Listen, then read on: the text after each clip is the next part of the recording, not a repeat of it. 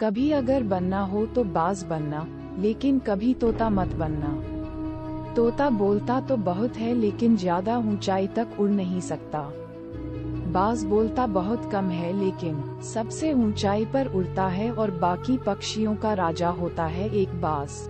आज मैं आपको 5 ऐसे पॉइंट्स बताऊंगा जो कि हर एक इंसान को बाज से सीखना चाहिए और लाइफ की बहुत बड़ी लर्निंग है इन 5 पॉइंट्स में। 1. बाज की तरह अकेला चलना सीखो। बाज अकेला उड़ता है और बाकी पक्षियों के मुकाबले सबसे ऊंचाई पर उड़ता है। बाज अकेला उड़ेगा लेकिन कभी भी चिड़िया और छोटे पक्षियों के साथ नहीं उड़ेगा। बाज हमेशा या तो बाज के साथ उड़ता है या फिर अकेला उड़ता है। इससे हमें ये सीख मिलती है कि छोटी सोच वालों से हमेशा दूर रहे और अकेले रहो, क्योंकि यही वो समय है जब खुद को जानने का असली मौका मिलता है। 2. बाज की तरह अपनी लक्ष्य पर ध्यान दो।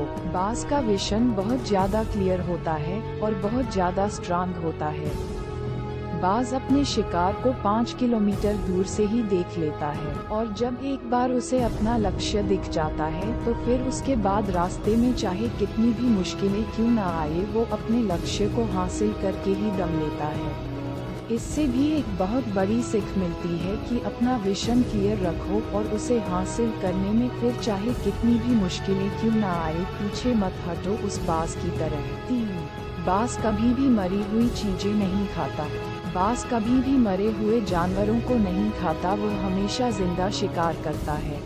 और इससे हमें ये सीख मिलती है कि ये जो हमारा पास्ट है वो मर चुका है, तो अपने उस मरे हुए थॉट्स पर ध्यान मत दो और अपने आने वाली ताजी फ्रेश जिंदगी में ध्यान लगाओ।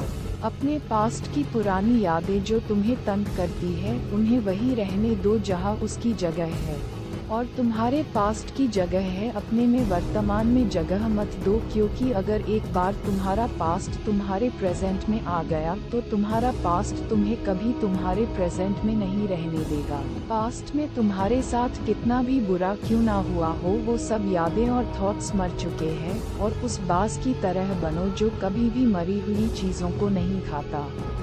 4. मुश्किल समय में डरो नहीं। जब आंधी तूफान आती है जो बाज बहुत ज्यादा एक्साइटेड हो जाता है।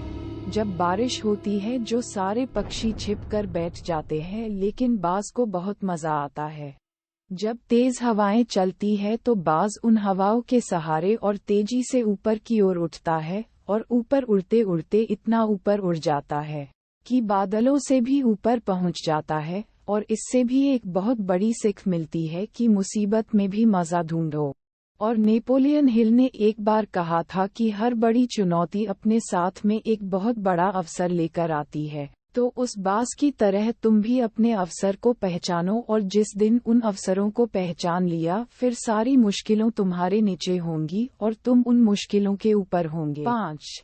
कंफर्ट जोन से बाहर निकले। बाज अपने घोंसलों से सॉफ्ट घास को हमेशा निकाल देता है ताकि बाज का जो बच्चा होता है वो उसमें कंफर्टेबल ना हो सकते, क्योंकि अगर वो घोंसले में कंफर्टेबल हो गया तो वह वही रहना पसंद करेगा, लेकिन बाज ऐसा कभी होने नहीं देता। बाज एक पक्षी है और उसे भी एक बात पता है कि कंफर्ट जोन में कोई ग्रोथ नहीं होता है, लेकिन हम तो इंसान हैं ना, और इंसान होने के बावजूद कई सारे लोग इस बात को समझते ही नहीं है। आप जितना ज्यादा कंफर्ट जोन में रहोगे आपकी लाइफ आने वाले टाइम में उतनी ही अनकंफर्टेबल हो जाएगी। दोस्तों, मुझे पूरी उम्मीद है कि बाज द्वारा बताए गए इन 5 लेसन से आपको कुछ ना कुछ सीखने को जरूर मिली होगी।